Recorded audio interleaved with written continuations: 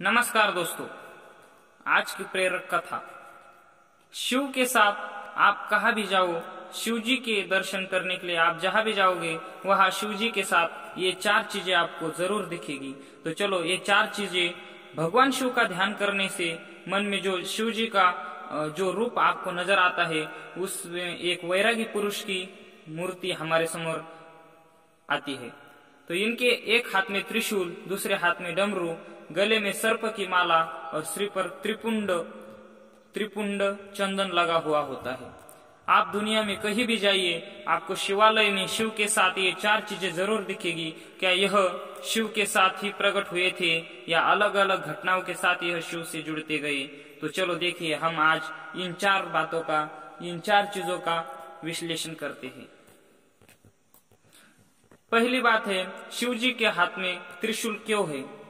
वो त्रिशूल है वो क्या है और कैसे आया? तो भगवान शिव सर्वश्रेष्ठ सभी प्रकार के अस्त्र शस्त्रों के ज्ञाता है, लेकिन पौराणिक कथाओं में इनके दो प्रमुख अस्त्रों का जिक्र आता है, एक धनुष्य और दूसरा त्रिशूल। भगवान के धनुष के बारे में तो यह कथा है कि इसका आविष्कार स्वयं शिव जी ने किया था, लेकिन त्रिशूल कैसे इनके पास आया, इस विषय में मैं कोई कथा नहीं है। माना जाता है कि सृष्टि के आरंभ में ब्रह्मनाथ से जब शिव प्रकट हुए तो साथ ही रज, तम, सत, यह तीन गुण भी प्रकट हुए। यह तीनों गुण शिव जी के त्रिशूल यानी शिव जी के त्रिशूल बन गए। इनके बीच सामंजस्य बनाए बगैर सृष्टि का संचालन कठिन था, इसलिए शिव ने त्रिशूल रूप में इन तीनों गुणों को अपने हाथों में धारण कर दिया। ये हुई पहली बात कि शिव जी के पास त्रिशूल कैसे आया। दूसरी बात जाने कैसे आया शिव के हाथों में डमरू कैसे आ गया शिव जी के हाथों में? तो भगवान शिव के हाथों में डमरू आने की कहानी बड़ी ही रोचक है। सृष्टि के आरंभ में जब देवी सरस्वती प्रकट हुई, तब देवी ने अपनी वीणा के स्वर से सृष्टि में ध्वनि जो जन्म दिया ध्वनि को, लेकिन यह ध्वनि सुर और संगीत विहीन थी। उस समय भगवान शिव ने नृत्य करते हुए 14 बार डमरू बजाई और इस ध्वनि से व्याकरण और संगीत के धंध ताल का जन्म हुआ। कहते हैं कि डमरू ब्रह्म का स्वरूप है, जो दूर से विस्तृत नजर आता है, लेकिन जैसे जैसे ब्रह्म के करीब पहुंचते हैं वह संकुचित हो दूसरे सिरे से मिला जाता है और फिर विशालता की ओर बढ़ता है। सृष्टि में संतुलन के लिए इसे भी भगवान शिव ने अपने साथ लेकर खड़े हुए थे। भगवान साथ अपने साथ ही लेकर प्रकट हुए थे।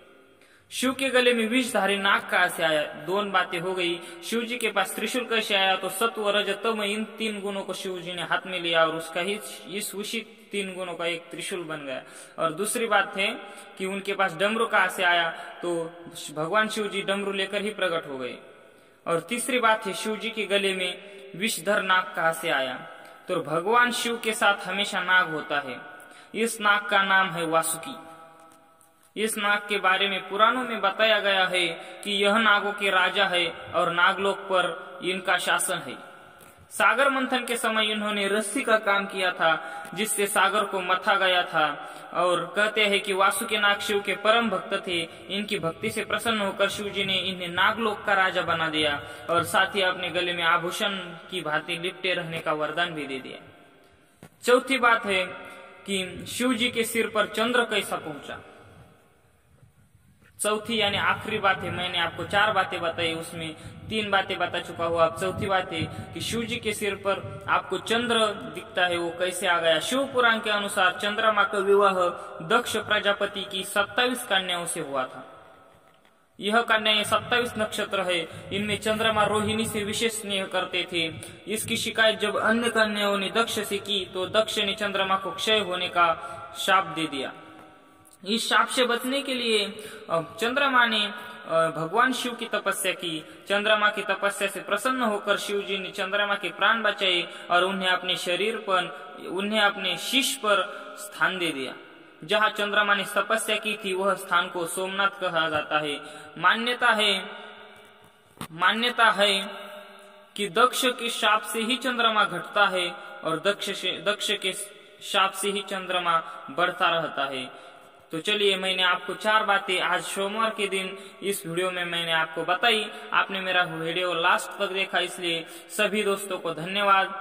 चलो, मेरे इस भारतीय संस्कृति चैनल को सब्सक्राइब करो, लाइक करो और वीडियो पसंद आया हो तो जरूर शेयर करना। धन्यवाद दोस्तों, धन्यवाद।